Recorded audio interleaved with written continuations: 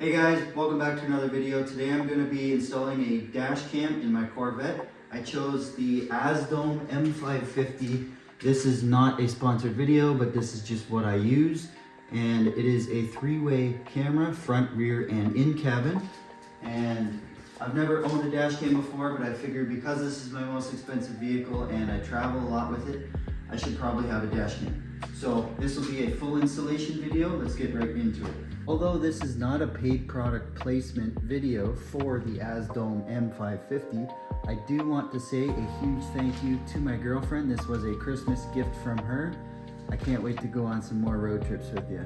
Here is everything that comes in the box. You got your cigarette lighter plug-in part. This is the main camera with the in-cabin camera, this whole unit, with all the buttons and everything. I'll go through how to use it soon, but here's the mounting place. You just stick that on the window and then you stick this in that dotted line, and then you have the rear camera right there.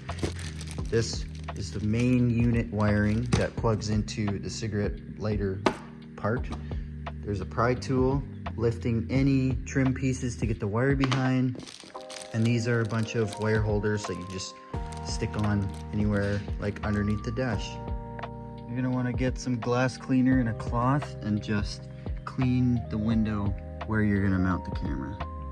Before you install the plastic place sheet, you're gonna want to kind of eye where you want your camera. I gotta go a little bit lower because if I go any higher, the interior camera is gonna be blocked by the mirror. So you just kind of get an idea. I think somewhere there, you're good for me. So I just kind of remember that, peel it off and stick it on.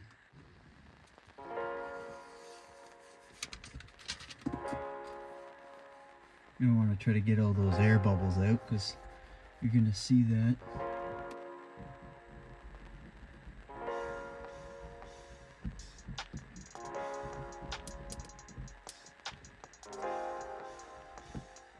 The camera is now mounted onto the windshield. This is held on by a magnet, and as you can see, there's some protective film on all of the camera lenses as well as the screen that still need to be taken off. But let's get into some of the wiring and then fire it up.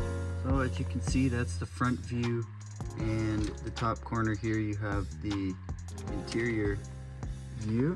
I have it plugged in, but the wires just run free right now, so let's go ahead and tuck this around. I've also taken the roof off. The rear camera is just going to go in the back window, so I have to run wires all the way down below the door back up because I can't simply just run it through the top because the roof comes off.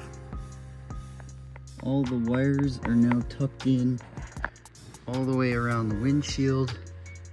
You can see I went into there and then down there, in there, around there, under the glove box, under the center console trim piece, and then it pokes up under here. You can just see it there, goes right into the glove box.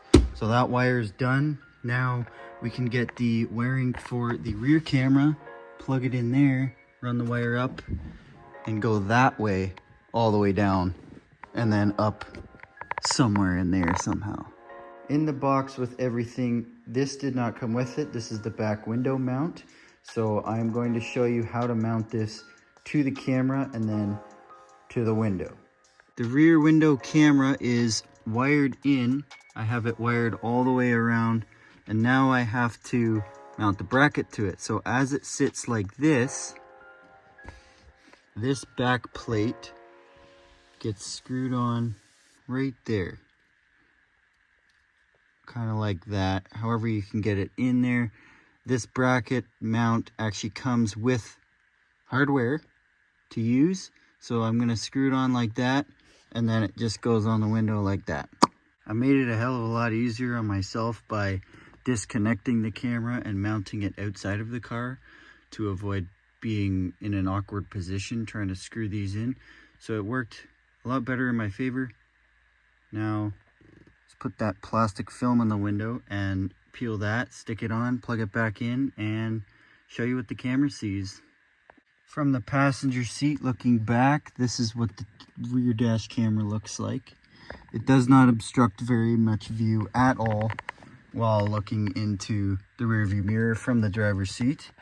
Neither does the front camera, really. When you're in the driver's seat, you don't even see it. It's just part of the mirror. That was a very successful install of a dash cam. For being my first one that I've ever installed, I would say I did pretty good. Camera angles all look great. The quality of this one is actually very good. Very good. You can see the whole interior, everything around the car. Looks great. I can't wait to get on the road. Unfortunately, it's winter time, so the car is stuck in the garage for a while. But until spring, until we can get it out, let's keep adding stuff to this car.